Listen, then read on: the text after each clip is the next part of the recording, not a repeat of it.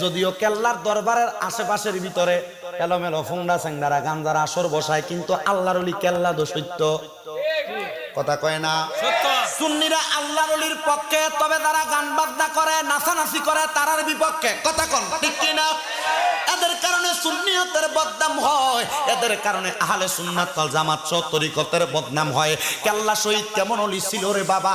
হযরত গেসুদারাজ কেল্লা শহীদ রহমতুল্লাহ আলাইহি সহ 360 আউলিয়া যখন এই সিলেটের জমিনে আগমন করলেন, আগমন করার সাথে সাথে বাদশা গুরু গোবিন্দ যখন লক্ষ্য করে দেখলো এই আউলিয়াদের সাথে মুসলমান ফকিরদের সাথে পারে না, কি করছে জানেননি? 10টা মহিলার উলঙ্গ কইরা অলিদের সামনে ছাইরা দিছে।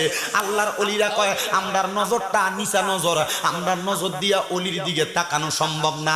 শাহজালাল ইয়ামিনী একটা ডাক দিয়া কয়, অলির দলেরা ও আমার সফর সঙ্গীরা, তোমরা আমারে একটা সঙ্গী একটা খবর দিতে পারবা? বলে কি খবর?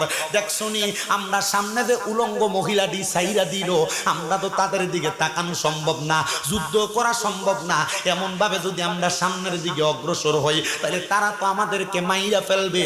আমরা তো মনে মনে ভয় করি আমার আল্লাহরে, গুরু গোবিন্দরে ভয় করা যাবে না। এমন টাইমে হযরত আহমদ গেসুদারাজ কেল্লা সামনে দাঁড়ায় গেছে। আহমদ দিয়া ডাক দিয়া কয়, হযরত শাহজালাল ইয়ামিনী গো, আপনি যে বললেন আপনি দুনিয়ার রাজা বাদশারে ভয় করেন না, আল্লাহরে ভয় করেন, তাহলে কেন আপনি যুদ্ধ করতে যান না? বলে আমি যদি সামনে যাই, আমার চোখ দিয়া যদি আমি উলঙ্গ মহিলা দেখি, আমার বিবেকটা বাধা দেয়, আমার নফসটা নষ্ট হয়ে যাবে, কলবটা নষ্ট হয়ে যাবে, যাইতে পারতাম না রে, যাইতে পারতাম না। আহমদ গেসুদারাজ কেল্লা শহীদ রহমতুল্লাহ আলাইহি কয়, কেমন ওলি কইছে, কেমন আল্লাহরে ভয় করেন? সামনে আইসা আহমদ গেসুদারাজ কেল্লা শহীদ রহমতুল্লাহ আলাইহি ওনার মাথার টুপিটা ফালাইয়া হাতের মধ্যে তরবারিটা নিয়া, চুলটা ছিল বাবরি কাটা চুল, চুলটার মধ্যে দইরা নিজের ডান হাত দিয়া কল্লাটার মধ্যে একটা কোপ দিছে, কোপ দিয়া পুরা কল্লাটা আলাদা করে ফালাইছে। খুদার কসম বাবা, কল্লাটা তিতাস নদীর মধ্যে যায়া পড়ছে, সুরমা নদীর মধ্যে যায়া পড়ছে।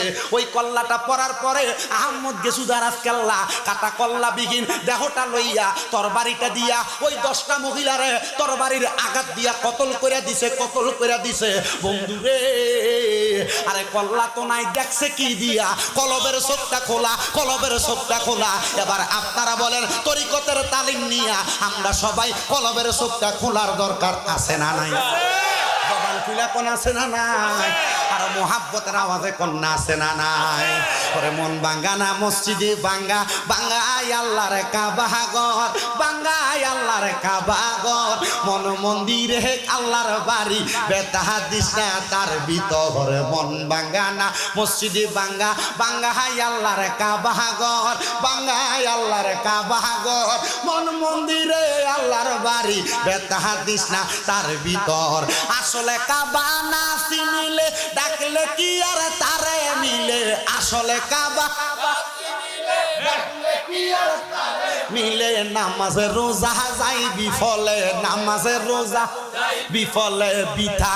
আল্লাহু আকবার। মন ভাঙ্গা না মসজিদে ভাঙ্গা, ভাঙ্গাই আল্লাহর কাবা ঘরে, ভাঙ্গাই আল্লাহর কাবা ঘর, মন মন্দিরে আল্লাহর বাড়ি, বেতাহা দিস না তার ভিতর। জোরে কোন মারহাবা। মানুষের মনে রাখতে খুশি সাজা, মারহাবা কইতেন না? ওরে রাখতে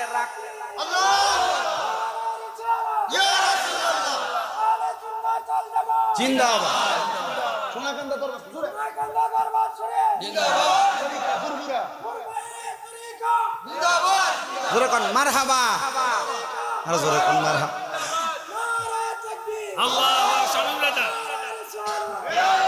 ওরে রাখতে খুশি মানুষের মন, সাজাইলেন সাই বিশ্বভুবনে, রাখতে খুশি মনে সাজাইলেন সাই বিশ্বভুবনে। ফেরেশতারা সেজদা করে, ফেরেশতারা সেজদা করে, মকরমে পায় লানতের ঘরে। মন ভাঙ্গা না মসজিদে ভাঙ্গা, ভাঙ্গা হাই আল্লাহর ঘরে, ভাঙ্গা হাই আল্লাহর কাবা ঘর, মন মন্দিরে আল্লাহর বাড়ি, বেতা দিস না তার ভিতর। জোরে কোন সুবহানাল্লাহ। বাগানো কিশোরগঞ্জের জয়কার ভাই বাবারা, হযরত গেসুদারাস কেল্লা শহীদ রহমাতুল্লাহ আলাইহির কেল্লাটা তখন সাইরা দিয়া যুদ্ধ সমাপ্ত করছে হযরত গেসুদারাস কেল্লা সারা কেল্লাটা নদীতে বাঁচতে